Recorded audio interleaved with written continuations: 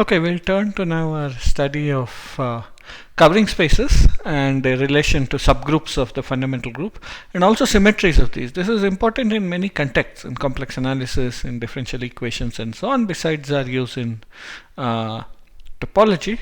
And we'll assume that all our spaces are locally path connected for now, which is going to be abbreviated as LPC, and connected usually. Okay, mostly we'll be considering especially connected covers, and locally path connected plus connected gives you path connected. This is an easy exercise in set topology.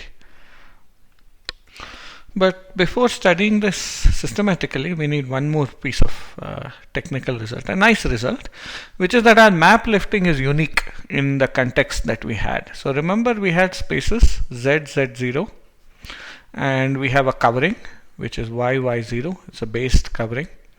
Everything has specified base points x, x0. This was given, and a map here f was given. Okay, we'll have pictures of these spaces soon.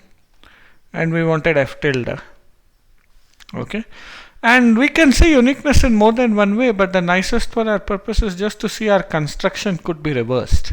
Okay, namely, let's look at our space Z, Z0. Maybe it's this surface of genus 2 like this, and I have a base point which is of course Z0. I have another point which is Z. Then I have my space here, which, for to have a genuine example, let's take as an annulus, and y maybe is the infinite strip, which is just R cross interval and S1 cross the interval. So remember how we constructed the lift.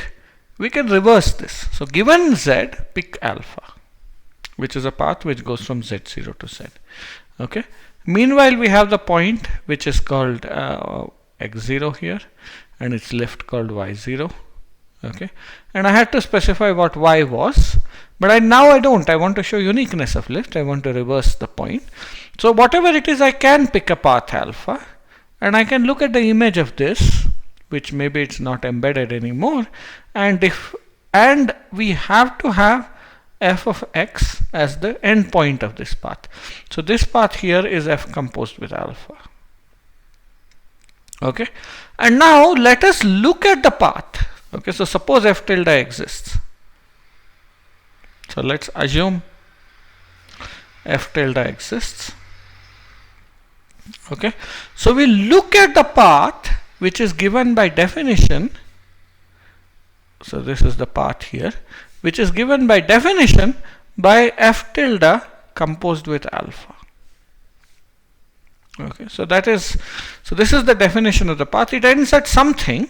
By definition, the endpoint of that is of course f tilde of the point z. That's just our definition of composition. There's no topology here, just sets and functions. Okay, but what do we know from topology now? By uniqueness of lift.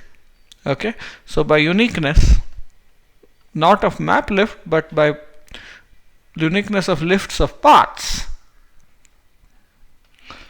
we do the usual trick. F composed with alpha, which was this path, tilde, is f tilde composed with alpha. Namely, it's immediate that this is a lift, and it has the correct starting point. Okay, as usual, this is the unique lift that starts at the point y0. Okay, so we have this is a lift. So this is the unique lift that we have. Hence, what can we conclude from this? Hence, we can conclude that f tilde of z, which is f tilde composed with alpha of 1, that is just by definition of composition, is the same as f composed with alpha tilde of 1. Okay, so this is true for any lift f tilde of f. Okay, hence if I took two different lifts, this quantity doesn't depend on f. This quantity is determined. So this quantity is determined by f and alpha. So it's independent of f tilde. So the image of any point under any lift is the same. It doesn't depend on which lift you took. Okay, so this tells you that your lift is unique. This is one of our usual arguments. We try to use the uniqueness of lifts to claim that two things coincide. Okay, so this will set us up very nicely to easily show a uniqueness result for based covers. Okay, for that we'll need a couple of definitions and then we will prove the uniqueness.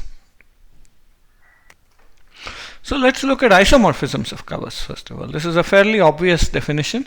We have two different definitions depending on whether it's a based cover or a cover where we ignore the base point. So if I had a based cover y0 and I had another based cover y prime y0 prime, okay, and both of these were covers of the same space x0 which was based, and let's call this cover P and this covering map P prime, then isomorphism is a homeomorphism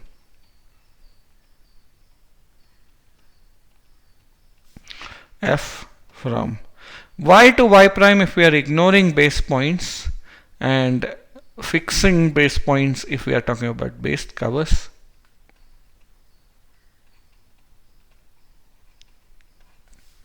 Okay, so that would be, let's put a desired thing such that the diagram commutes. Okay, so it's the obvious notion of isomorphism of covers. We identify the spaces in such a way that the covering maps are the same under the identification. If they are based spaces, we also require the base point to go to the base point. Otherwise, we will require base points. No, we do not require base points to go to the base points. So as an example, if I looked at R to S1,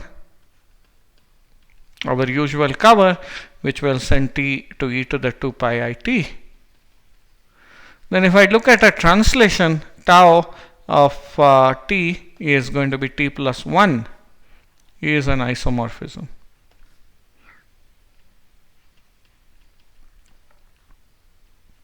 Okay, but not of based covers. So I didn't specify what the based cover was, but whatever it is. So what we have is we have R to S1 and we have R to S1, and if I look at this translation, then that this diagram commutes. Okay, so this is tells you why these are important. Besides trying to tell you when covers are the same or not, there are also symmetries of covers. Okay, but on the other hand, if I fix the base point, if I have 0 here for example, okay, and I have R comma 0 here, then I've put it in a faded thing. This diagram no longer commutes. 0 doesn't go to 0. You don't have a valid morphism. Okay, so we'll understand the isomorphisms of both based covers and not based covers, and the two are nicely linked to each other. We'll understand based covers fully. That will give you the other case, and the other case are symmetries, so they're important. They'll be called deck transformations. Okay, but the statement in the case of based covers is extremely simple, and it follows the arguments that we have done many times before.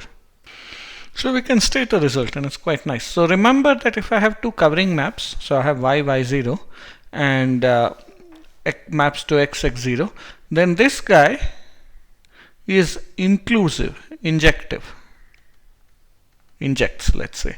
So this pi 1 of y0 is injective map into pi 1 of x0. So it's naturally a subgroup. And if two covers are isomorphic, it better be the same subgroup, because anything you can define on isomorphic objects better be the same. Okay, but the key point is the converse is true, that if you have two covers which correspond to the same subgroup, they are actually the same cover.